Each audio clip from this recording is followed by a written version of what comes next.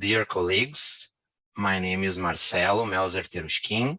I am a vascular surgeon in Porto Alegre, south of Brazil, and I'm very honored to present this class at this very important meeting.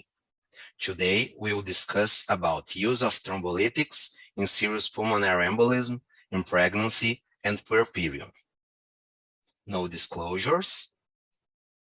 I work at the Hospital Moinhos de Vento. We focus on high complexity and research. We are the second hospital and the national excellence ranking, and these are our indicators.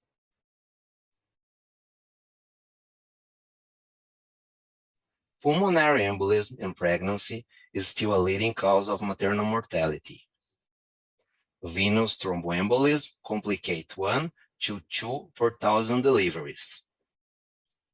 Recent guidelines for the management of VT during pregnancy were developed by extrapolating the evidence for non-pregnant.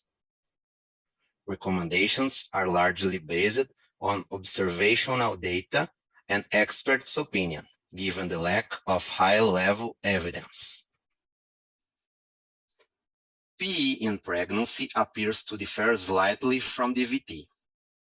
The majority of PE occurring in the postpartum period. Massive PE is a catastrophic event with poor prognosis regardless of the patient clinical status. The earlier the diagnosis, the lower the mortality.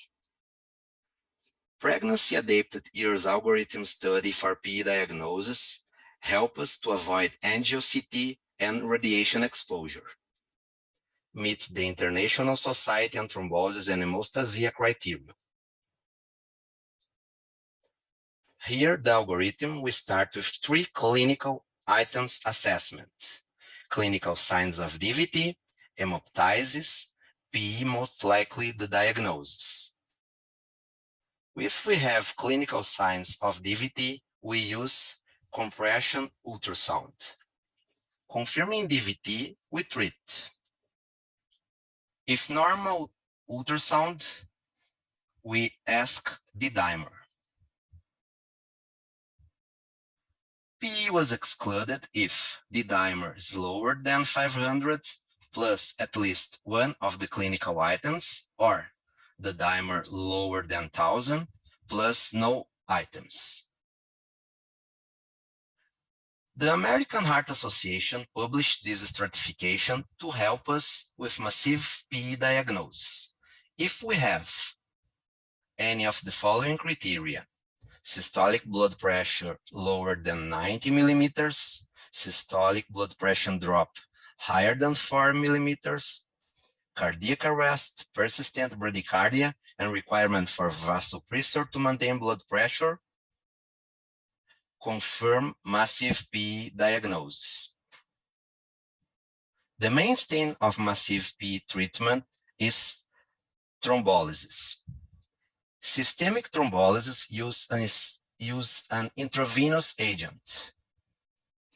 Here are the main agents: drugs with molecular weights greater than 1000 Daltons crossing poorly into the placenta. There is no evidence to suggest adverse fetal effect in animal studies. At our institution, we use alteplase and stroke protocol. We have catheter-directed thrombolysis, the thrombolytic agent placed by a catheter in pulmonary artery from femoral or arm veins. We have endovascular thrombectomy, where devices are placed inside the thrombus, suction or mechanical removal through the rotational system, and surgical thrombectomy.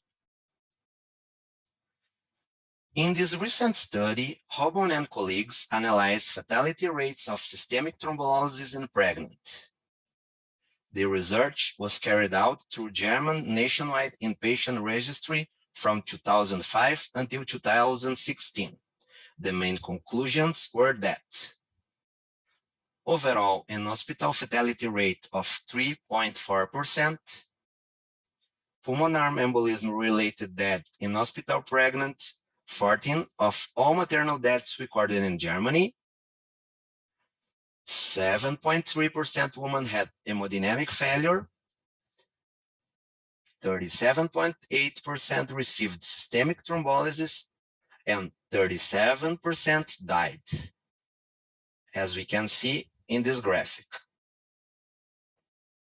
In this recent Cochrane systematic review, all studies had as exclusion criteria pregnancy, lactation, or delivery in 30 days. Non-pregnant guidelines are available. In August, the update of the Chest magazine's acclaimed guideline was published.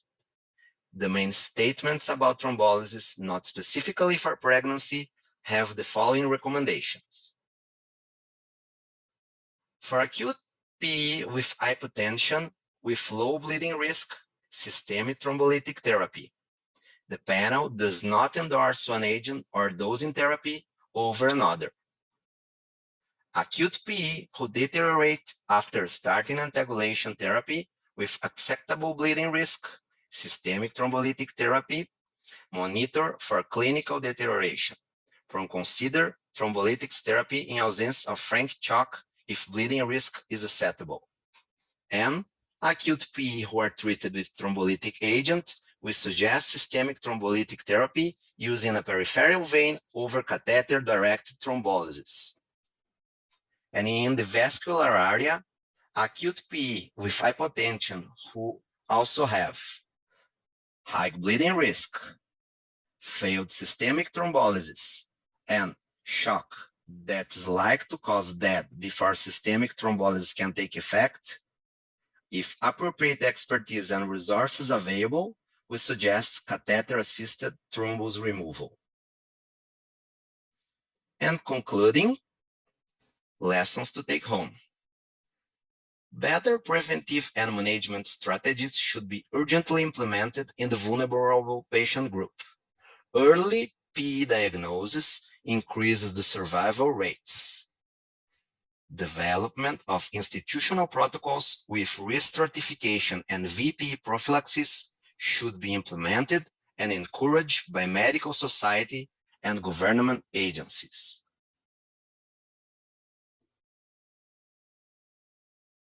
Thank you.